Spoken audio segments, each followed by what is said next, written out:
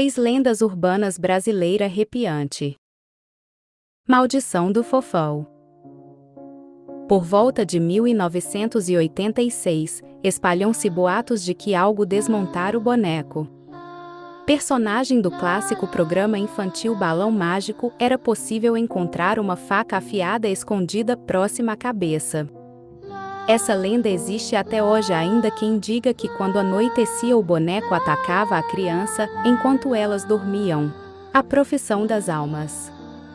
Essa lenda de Mariana, Minas Gerais, é a inspiração para o rito religioso que acontece até hoje na cidade. Conta-se que uma senhora vivia sozinha e passava o dia inteiro olhando a rua. Certa noite viu uma procissão se aproximar. A velha estreou, foi nem mesmo o ensino da igreja tocavam coisa e comum em dia de procissão. Mesmo assim a senhora ficou de janela assistindo. Próximo ao fim do cortejo, uma das pessoas que participavam se aproximou e entregou uma vela.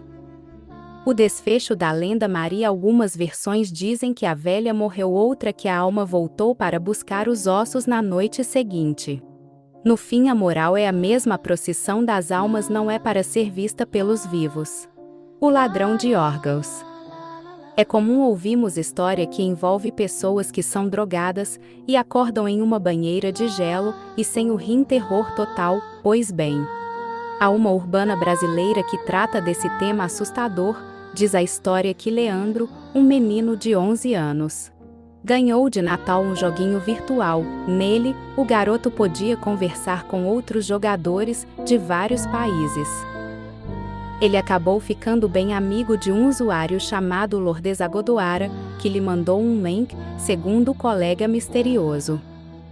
Era um jogo que ele próprio havia desenvolvido. Cheio de inocência, Leandro clicou num link.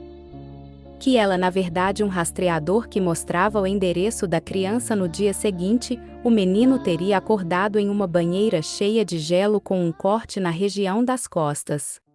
O capa preta. Na década de 1970, um morador de Juiz de Fora, Minas Gerais, teria sido aterrorizado por um homem misterioso que andava pela cidade coberto com uma capa preta. Como se isso já não fosse bizarro o suficiente, houve ainda um relato de pessoas atacadas por esse ser obscuro. A população, claro, entrou em pânico. O grupo de habitantes se formaram para caçar o tal capa preta. O resultado de fazer justiça com as papel e mão foi desastroso. Pessoas que não tinham nada a ver com a história, como um padre confundido por causa de tua patina, foram castigadas.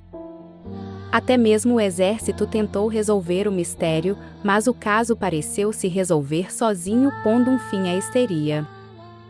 Na beira do rio que corta a cidade foram encontrados uma capa e um bilhete de despedida do suspeito, que dizia ser mal compreendido pela sociedade.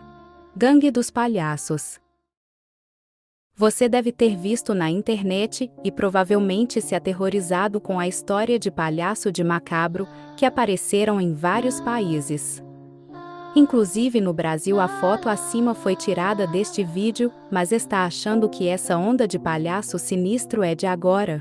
Há alguns anos uma Kombi azul circulava pelo Brasil sem levantar suspeitas, mas um dia crianças entraram nesse veículo e nunca mais foram vistas.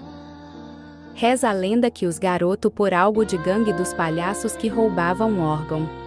Os bandidos aproveitaram a empatia que as crianças têm pela figura cômica do circo e as atraiam para a morte.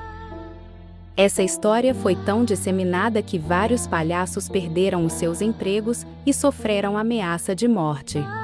Não é à toa que o fobia de palhaço surgiu na época em que essa lenda estava no auge. Loira do banheiro. Uma lista de lendas urbanas brasileiras não estaria completa sem essa eterna diva do terror. Afinal, quem nunca tentou invocá-la no banheiro da escola? A versão mais aceita da história não é nada assustadora na verdadeira. Maria Augusta de Oliveira, nascida em Guaratinguetá, São Paulo no século XIX, é um exemplo de empoderamento feminino. O que, pensando bem, pode ter sido assustador para a sociedade da época, quando foi obrigada por seus pais a se casar ainda adolescente, situação comum na época.